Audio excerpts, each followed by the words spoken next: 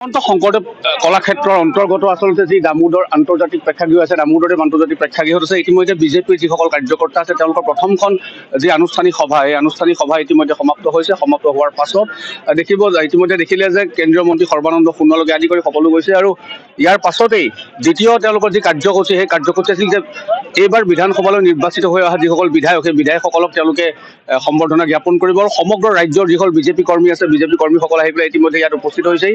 আৰু পুনৰবাৰ কৈছোঁ, শ্ৰীমন্ত শংকৰদেৱ কলাক্ষেত্ৰৰ অন্তৰ্গত যি আচলতে দামোদৰদেৱ আন্তৰ্জাতিক প্ৰেক্ষাগৃহ আছে, প্ৰেক্ষাগৃহত ইতিমধ্যে আচলতে এই যি কাৰ্যসূচী হৈ আছে। আৰু আমি বিভিন্ন দিশত আমি কথা পাতিবলৈ চেষ্টা কৰিম। আৰু ৰূপম দাক পাইছোঁ।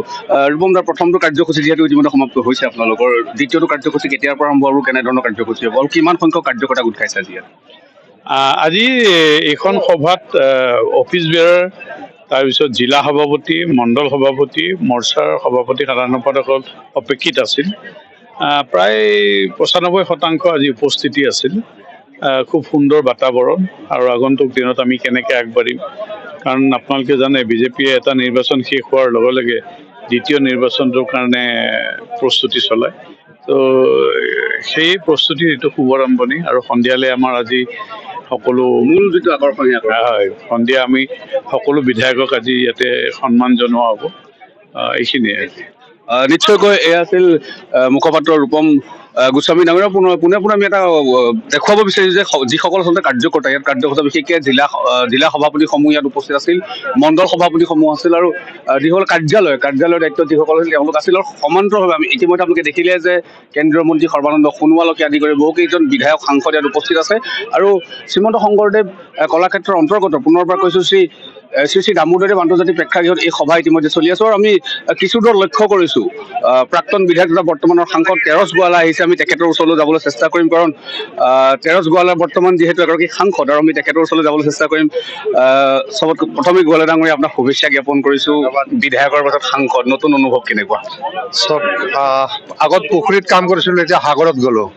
গতিকে অসম এখন ৰাজ্য, বিভিন্ন জাতি জনগোষ্ঠী, ভাষা ধৰ্মৰ ৰাইজৰ আৱেগ অনুভূতি বিধানসভাত 10টা বছৰত প্ৰকাশ কৰাৰ সুবিধা পালোঁ।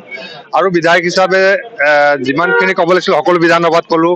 মাননীয় সৰ্বানন্দ সোণোৱাল ডাঙৰীয়া মুখ্যমন্ত্ৰী থাকোঁতে কাম কৰিলোঁ, হিমন্ত বিশ্ব শৰ্মা ডাঙৰীয়াৰ থাকোঁতে কাম কৰিলোঁ। আৰু প্ৰধানমন্ত্ৰী 4 বিন্দু সবকা সাথ, সবকা বিকাশ, সবকা বিশ্বাস, সবকা প্ৰয়াস নীতি সম্পূৰ্ণ লাগু হৈছে। আৰু এবাৰ দলে মোক ৰাজ্যসভালৈ দিছে। এতিয়া নতুন এটা অভিজ্ঞতাৰ কাৰণে আগবাঢ়িছোঁ। তাত rules and procedure, conduct of business and Rajya Sabha চব পঢ়ি আছোঁ আৰু স্বাভাৱিকতে কামবিলাক শিকিম। আৰু অসম আৰু অসমীয়াৰ কথাই প্ৰায়ৰিটি পাব ৰাজ্যসভাত। যদি আমাৰ চৰকাৰকে আমি সুধিব লাগিব যে আমি আৰু কি কি কাম কৰিবলগীয়া আছে আৰু কি কি কৰিব।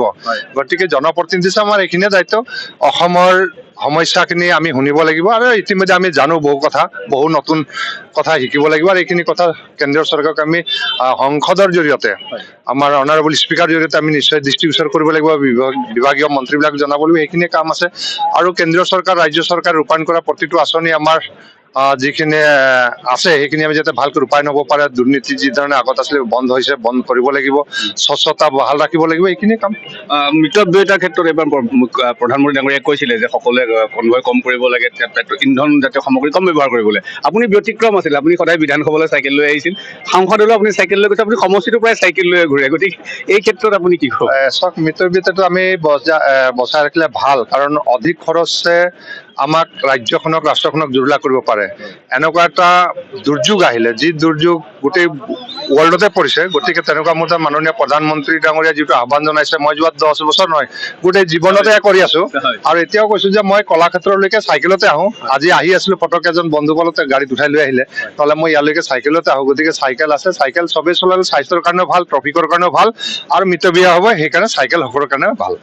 ধন্যবাদ। এয়া আছিল সাংসদ তেৰছ গোৱালা ডাঙৰীয়া। পুনৰবাৰ কৈছোঁ যে প্ৰথমখন যিহেতু ভাৰতীয় জনতা পাৰ্টীৰ যিখন আছিল তেওঁলোকৰ আনুষ্ঠানিক মিটিং আছিল, য'ত জিলা সভাপতিসমূহ, মণ্ডল সভাপতিসমূহৰ বিশেষকৈ কাৰ্যালয়ৰ যিসকল তেওঁলোকৰ দায়িত্বত থাকে, দায়িত্ব থকাসকল তেওঁলোক উপস্থিত বিয়লি ভাগলৈ, অৰ্থাৎ সন্ধিয়াৰ ভাগলৈ ইয়াত যিসকল আচলতে NDAৰ বিধায়ক। আৰু মোৰ সতীৰ্থ ৰক্তিমক প্ৰথমে দেখুৱাবলৈ আমি চেষ্টা কৰিম যে ইয়াত দূৰত এখন চাইনবোৰ্ড যিহেতু আছে, আমি তাৰ কাষলৈ যাবলৈ ৰক্তিমক দেখুৱাবলৈ অনুৰোধ জনাম। MN24 দৰ্শকসকল যে সেই অসম বিধানসভা নিৰ্বাচনত 2026ত জয়লাভ কৰা ভাৰতীয় জনতা পাৰ্টীৰ বিধায়কসকলে আন্তৰিক অভিনন্দন। অৰ্থাৎ এইসকল যি বিধায়ক আছে, এইসকল বিধায়কক আজি আনুষ্ঠানিকভাৱে কিছু সময়ৰ পিছত এইখন প্ৰেক্ষাগৃহতে, আচলতে এই প্ৰেক্ষাগৃহতেই আনুষ্ঠানিকভাৱে বিজেপিৰ দলৰ তৰফৰ পৰা শুভেচ্ছা জ্ঞাপন কৰা হ'ব আৰু এই কাৰ্যসূচীলৈ অধিক আগ্ৰহে বাট চাইছে বিজেপি কৰ্মীসকলৰ। পুনৰবাৰ কৈছোঁ যে বিজেপি কৰ্মীসকলৰ এই যি আচলতে কাৰ্যসূচী, এই কাৰ্যসূচীৰ দুটা ভাগ আছিল। প্ৰথম ভাগ ইতিমধ্যে তেওঁলোকৰ যি দলীয় যি আনুষ্ঠানিকতা, তেওঁলোকৰ যি সভা আছিল, সেই সভা ইতিমধ্যে সমাপ্ত হৈছে। তাত বহুকেইগৰাকী কেন্দ্ৰীয় মন্ত্ৰী, বিধায়ক, ৰাষ্ট্ৰীয় পৰ্যায়ৰ নেতা উপস্থিত আছিল আৰু কিছু সময়ৰ পাছত ইয়াত আৰম্ভ হ'ব এই নৱনিৰ্বাচিত বিধানসভালৈ নিৰ্বাচিত হোৱা বিধায়কসকলৰ সম্বৰ্ধনা পত্ৰ বা সম্বৰ্ধনাৰ অনুষ্ঠান। কেমেৰা পাৰ্চন ৰক্তিমৰ সৈতে কংকনজ্যোতি শৰ্মা, MN24 গুৱাহাটী।